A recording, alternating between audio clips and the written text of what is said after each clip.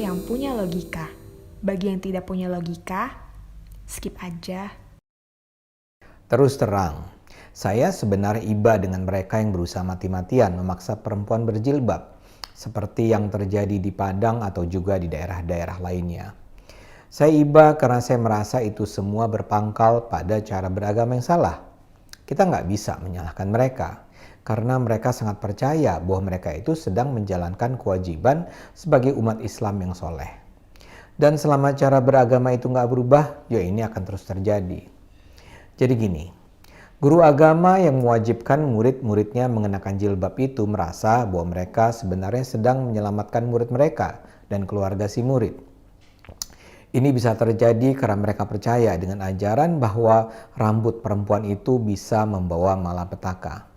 Sekarang ini saja, saya dikirimi banyak sekali hadis-hadis tentang rambut perempuan gara-gara saya mengecam keputusan SMKN 2 Padang yang memaksa siswinya berjilbab.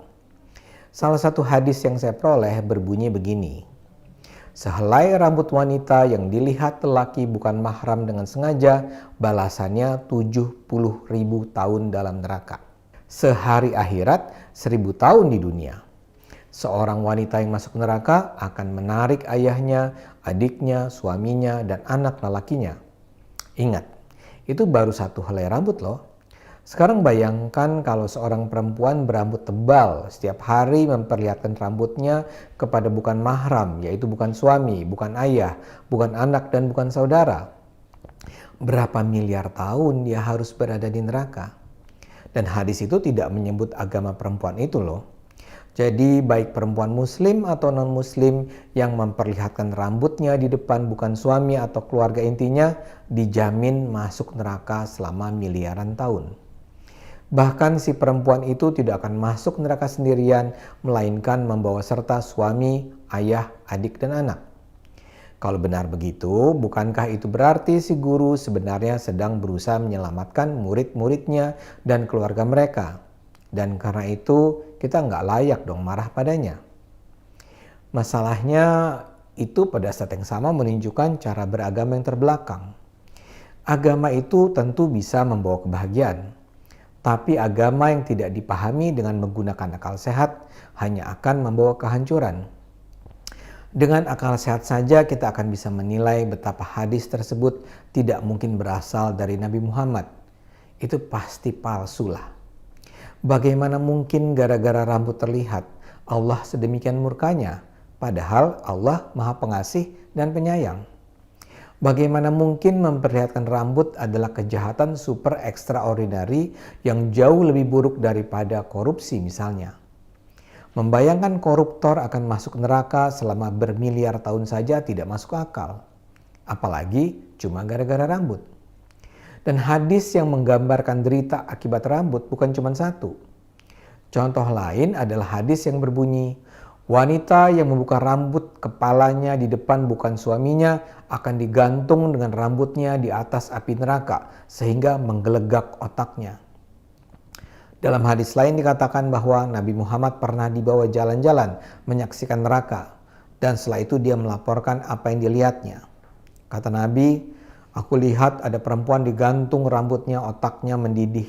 Aku lihat perempuan digantung lidahnya, tangannya diikat ke belakang, dan timah cair dituangkan ke dalam tengkoraknya. Juga sesuai menyaksikan neraka, Nabi Muhammad bilang begini, mereka yang tergantung rambutnya hingga otaknya mendidih adalah wanita yang tidak menutup rambutnya sehingga terlihat oleh lelaki yang bukan mahramnya. Jadi mereka yang percaya dengan kewajiban menutup rambut itu menganggap setiap helai rambut perempuan adalah aurat dan aurat perempuan harus selalu tertutup dari pandangan bukan mahram. Logikanya aurat itu menggoda secara seksual. Keadaan menjadi semakin menyeramkan karena yang disebut aurat bukanlah hanya rambut. Ada hadis yang menyatakan bahwa suara pun adalah aurat yang tidak boleh diperdengarkan. Ini yang menyebabkan banyak perempuan muslim memilih tidak bicara, apalagi bernyanyi. Memang tidak dikatakan berapa lama seorang perempuan akan masuk neraka kalau dia bernyanyi, tapi tetap saja itu adalah sesuatu yang haram dan akan mendapat hukuman. Dalam hadis-hadis lain, bagian tubuh yang tidak boleh terlihat juga mencakup leher, mata, atau tumit kaki. Ada pula hadis lain yang menyatakan bahwa yang tidak boleh melihat aurat perempuan itu bukan cuma lelaki, tapi juga sesama wanita. Saya mengungkapkan ini semua bukan karena saya ingin mengolok-olok agama Islam, Nabi Muhammad, apalagi Allah. Yang ingin saya katakan adalah bahwa kalau hal-hal yang tadi saya katakan dianggap sebagai perintah atau pernyataan yang benar-benar datang dari Nabi Muhammad, agama berpotensi menjadi sumber malapetaka atau sebaliknya berpeluang menjadi bahan tertawaan. Kalau itu semua dianggap sebagai hukum dalam Islam dan mereka yang percaya menganggap hukum Islam harus ditegakkan, kita bisa bayangkan kehancuran yang akan terjadi di Indonesia. Yang kita bicarakan baru soal rambut, suara, dan bagian-bagian tubuh. Belum soal vaksin, soal memilih pemimpin, soal perang, soal kencing unta, soal seks, soal berhubungan dengan non-muslim.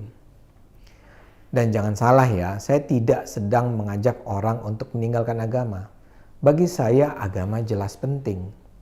Tapi kalau kita menafsirkan agama tanpa menggunakan akal sehat, agama benar-benar akan menjadi ancaman. Dalam hal ini saya ingin berbagi sedikit pada mereka yang mungkin tidak familiar dengan Islam. Umat Islam di dunia percaya bahwa ada Allah memberikan tuntunan hidup melalui Al-Quran dan hadis dan sunnah. Al-Quran adalah kitab suci berisikan ayat-ayat Allah yang diturunkan di abad ke-7 Masehi kepada Nabi Muhammad melalui perantaraan malaikat. Hadis dan sunnah adalah kumpulan pernyataan dan tindakan Nabi Muhammad semasa ia hidup yang terekam dalam ingatan umat Islam di Mekah dan Madinah pada abad ke-7 Masehi. Tentang Al-Quran, mayoritas mutlak umat Islam percaya bahwa itu benar-benar ayat Allah yang tidak boleh diragukan kebenarannya. Adapun soal hadis, persoalannya tidak sesederhana itu. Hadis baru ditulis ulang lebih dari 100 tahun setelah Nabi meninggal. Jadi hadis itu adalah sebuah buku yang isinya adalah ingatan orang tentang apa yang pernah diucapkan atau dilakukan Nabi lebih dari 100 tahun sebelumnya. Karena itu validitas hadis sangat beragam. Ada yang nampak sangat bisa diandalkan, ada yang sangat lemah. Apalagi dalam proses pengumpulan hadis itu ada banyak sekali hasil karang-karangan orang atau hadis palsu yang sengaja dibuat untuk beragam alasan. Bisa bisnis, ekonomi, politik, atau apapun.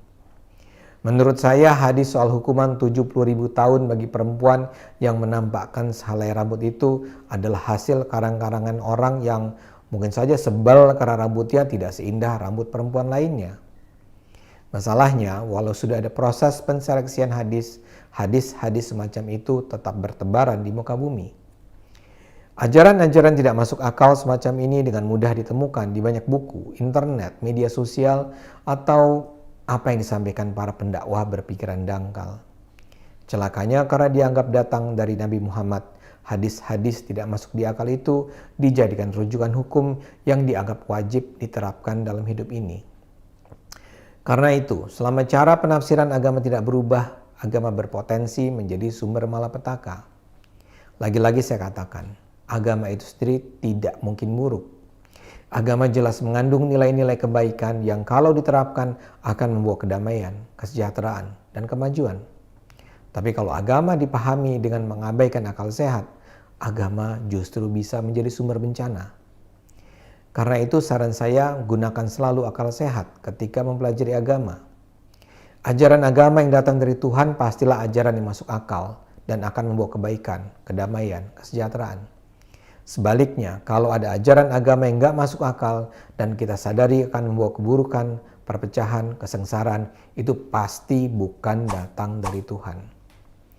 Karena itu marilah kita jangan sekedar membenci guru-guru yang melakukan pemaksaan jilbab. Mereka melakukannya karena ketidaktahuan mereka.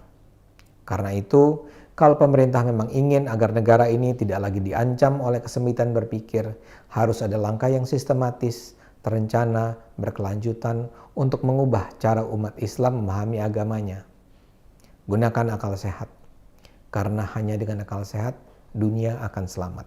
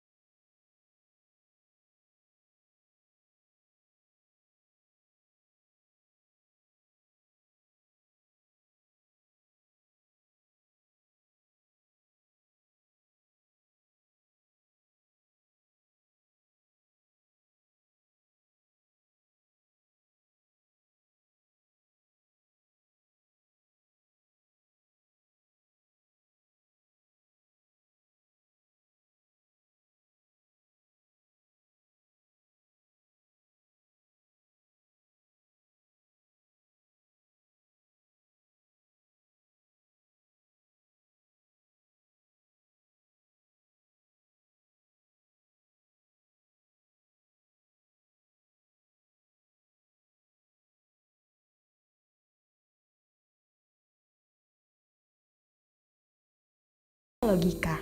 Bagi yang tidak punya logika, skip aja.